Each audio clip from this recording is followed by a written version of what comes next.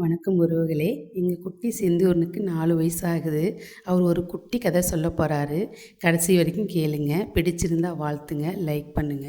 வாங்க உறவுகளே, கதைக்குள்ளே போகலாம். உள்ள குரங்கு இருந்துச்சா. அது குரங்கு வாழைப்பழம் வீட்டுல சாப்பிட்டு இருந்துச்சா. ஒரு சத்தம் கேட்டுச்சா.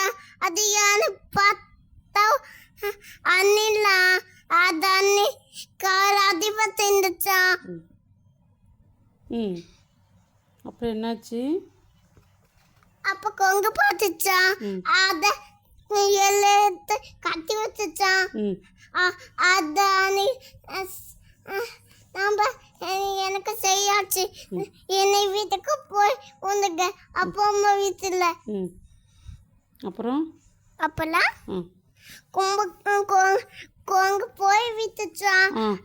அத அண்ணி கொங்கு கிட்ட நம்ம என்னை மன்னிச்சுதுன்னு சொல்லிச்சா. நன்றி சொல்லிச்சான். நன்றி சொல்லிச்சா. அது கொழுங்கு நல்லா நம்ம நன்றி தான் சொல்லணும். அப்புறம் என்னாச்சு? அப்ப என்னாச்சு, திரும்பியும் வீட்டுக்கு வந்துச்சா. அங்க அப்பா அம்மா இருந்தாங்களா. எப்பி போல் பழம் சாப்பிட போனுச்சா. அது புக்கு அப்ப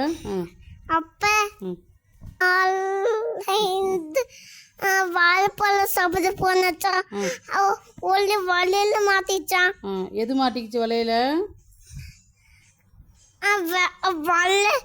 வலை வச்சிருந்தாங்களா. அந்த வலையில எது மாட்டிக்கிச்சுக்குன்னு?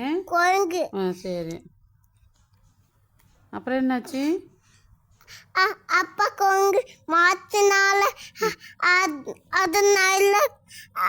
அதனால குரங்கு அதுச்சா. அப்ப யாரு வந்தாங்களா? அண்ணி வந்துச்சா.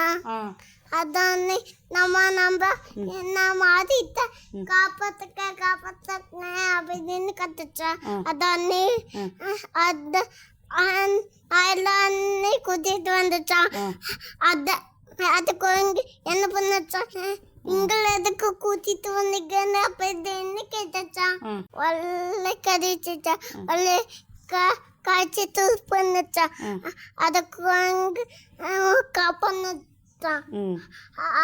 அதான் தப்பகம் அன்னையில குரங்கும் அன்னையில குரங்கு கத்து போயிடுச்சு.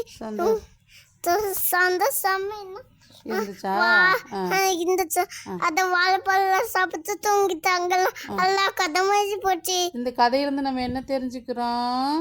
நம்ம செஞ்சா ரொம்ப கஷ்டப்படும் போது உதவி திரும்ப நமக்கு கிடைக்கும். ஓகேவா ஃப்ரெண்ட்ஸ்?